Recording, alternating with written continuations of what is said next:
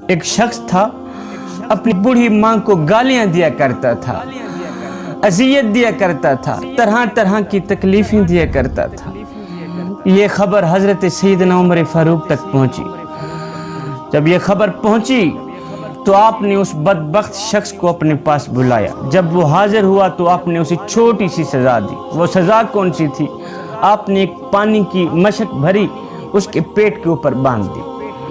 مشک تھوڑا وزنی تھی، پیٹ کے اوپر باندھ دی اور ساتھ میں کہہ دیا کہ تو نے اس مشک کو اتارنا نہیں، اتارو گے نہیں، اسی مشک کے ساتھ ہی تو نے سونا ہے، جاگنا ہے، اسی مشک کے ساتھ ہی تو نے کھانا ہے، پینا ہے، چلنا ہے، پھرنا ہے۔ مشک اتارو گے نہیں، اگر اتارو گے تو اور زیادہ سخت سزا دی جائے گی تجھے۔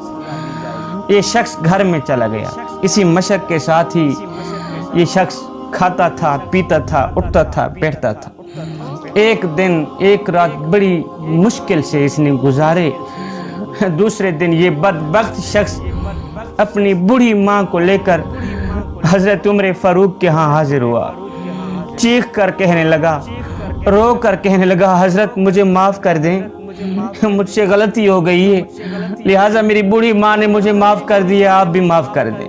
نہ تو میں سکون سے سو سکتا ہوں، نہ تو میں بیٹھ سکتا ہوں، نہ تو میں کھا سکتا ہوں، نہ تو میں پی سکتا ہوں، درد مجھے زیادہ تنگ کر رہا ہے، حضرت خدا کے لیے مجھے معاف کر دیں، یہ عذاب ہٹا لیں۔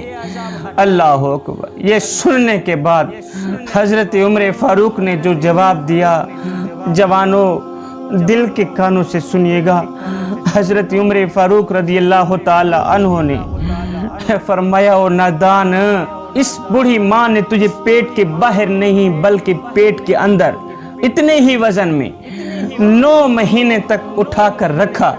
تیری طرح یہ ماں نہ ٹھیک سے سوتی تھی، نہ ٹھیک سے اٹھتی تھی، نہ ٹھیک سے بیٹھتی تھی، نہ ٹھیک سے کھاتی تھی، نہ پیتی تھی، نہ ٹھیک سے چل سکتی تھی۔ پھر کچھ دن بعد تو نے اسے موت کی سی اذیت دے کر پیدا ہوا۔ اس بڑی ماں نے موت کی پٹی اپنے سر پہ باندھ کے تجھے اس نے پیدا کیا۔ جب تو پیدا ہو گیا 2 سال تک تو اس بوڑھی ماں کا خون پیتا رہا۔ پھر کچھ دن گزرنے کے بعد اس ماں نے اپنے منہ سے نوالا نکالا، تیرے منہ میں ڈالا۔ اللہ اکبر۔ خود بوڑھی ہوتی گئی، تجھے جوان کرتی گئی، خود کمزور ہوتی گئی، تجھے طاقتور کرتی گئی۔ آج تو جوان ہو گیا ہے، تیری ماں بوڑھی ہو گئی ہے۔ آج تو طاقتور ہو گیا ہے، تیری ماں کمزور ہو گئی ہے۔ آج جب تو اپنے پاؤں پہ کھڑا ہوا تو اس کا شکر ادا کرنے کے بجائے گالیاں دیتے ہوئے تجھے شرم نہیں آتی؟ کچھ تو شرم کر میاں، یہ تیری ماں ہے، خدمت نہیں کر سکتا نہ کر، اس کو اذیت تو نہ دے، اس کو تکلیف تو نہ دے، اس بیچاری کو درد تو نہ دے۔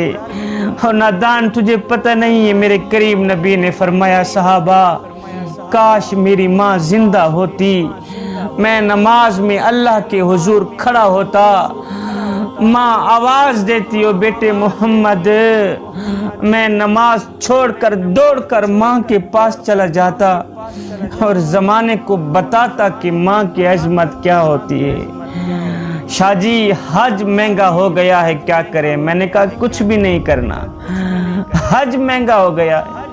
صبح سویرے اٹھ کر ایمان کی حالت میں میرے کریم نبی کی اس فرمان کو مد نظر رکھتے ہوئے اپنی ماں کا ایک بار چہرہ تک لینا، حج کا ثواب ملے گا انشاءاللہ۔ فرمایا آج کے بعد اگر تو نے اپنی بوڑھی ماں کو گالیاں دی تو تجھے نشانی عبرت بنا دوں گا۔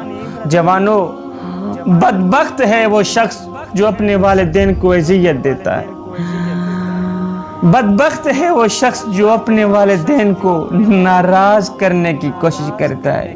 صاحب، جب روٹیاں 4 ہوں، کھانے والے 5 ہوں، تب صرف ماں ہی کہتی ہے بیٹا مجھے بھوک نہیں ہے۔ اپنے والدین کو ناراض مت کیا کرو، اپنے والدین کو دکھ نہ دیا کرو۔ جب یہ خاموش ہو گئے تب ان کی آواز سننے کو ترس ہوگی۔